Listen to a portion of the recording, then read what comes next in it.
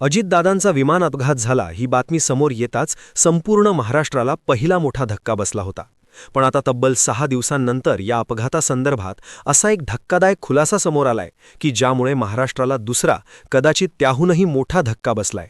कारण विमान उड्डाणापूर्वीच्या अधिकृत यादीत त्या दिवशी 6 जण विमानात बसले होते. मात्र अपघातानंतर घटनास्थळी फक्त 5 जणांचेच मृतदेह सापडले.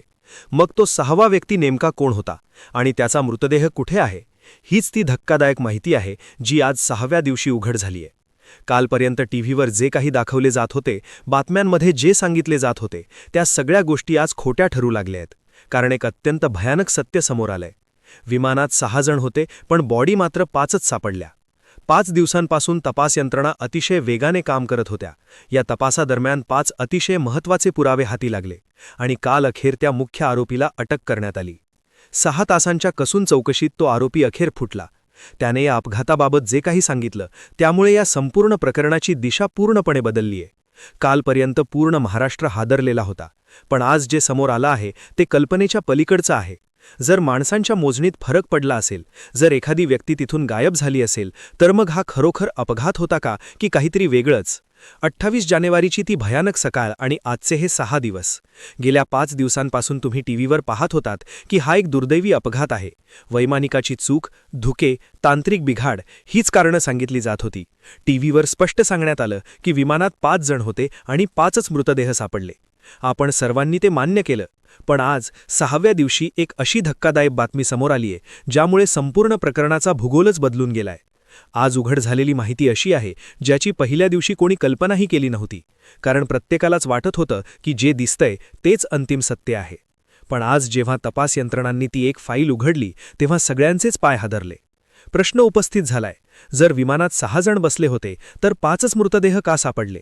तो 6वा व्यक्ती कोण होता की तोच या मृत्यूच्या सापळ्याचा सूत्रधार होता जो वेळेआधीच विमानातून गायब झाला?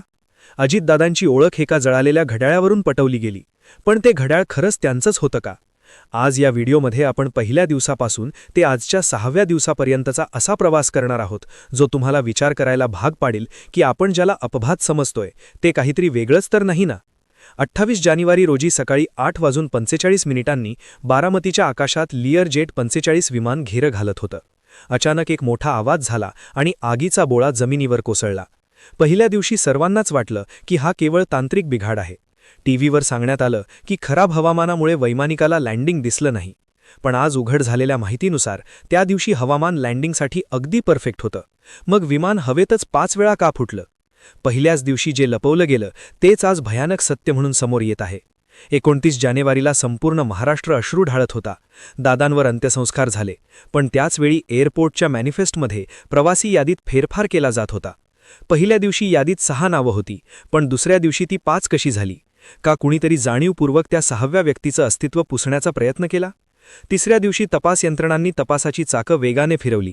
त्यांना 5 असे पुरावे सापडले जे अपघाताच्या सिद्धांतालाच छेद देणारे होते. सर्वात आधी ब्लॅक बॉक्स सापडला. 2 दिवसांनंतर तो समोर आला. ब्लॅक बॉक्समध्ये नेमका कोणता आवाज रेकॉर्ड झाला होता? मेडे कॉल आला होता का की घाबरलेल्या अवस्थेत फक्त ओ शिट असा एकच शब्द ऐकू आला?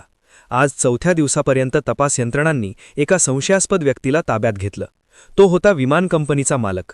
6 तासांच्या चौकशीत त्याने फक्त एकच वाक्य बोललं, मला फक्त विमान उडवायला सांगितलं होतं, बाकी मला काही माहिती नाही. याचा अर्थ स्पष्ट आहे, कट. 5व्या दिवशी दादांच्या हातातील घड्याळावरून ओळख पटवल्याचं सांगण्यात आलं.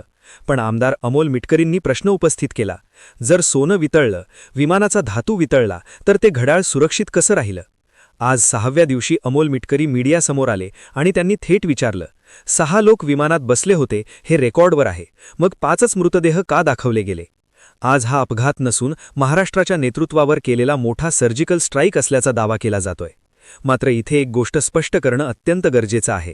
सोशल मीडियावर पसरवल्या जाणाऱ्या कोणत्याची अफवांची हे चॅनल पुष्टी करत नाही. ही फक्त आत्तापर्यंत समोर आलेली शक्यता आहे. सत्य काय आहे हे फक्त अधिकृत तपासानंतरच समोर येईल. आता मला तुमचं मत जाणून घ्यायचं आहे. तुम्हाला काय वाटतं? हा फक्त एक दुर्दैवी अपघात आहे की यामागे काहीतरी वेगळंच सत्य दडलं आहे? तुमचं मत कमेंट बॉक्समध्ये नक्की कळवा. व्हिडिओ जास्तीत जास्त शेअर करा आणि पुढील अपडेटसाठी चॅनलला सबस्क्राईब करायला विसरू नका. धन्यवाद.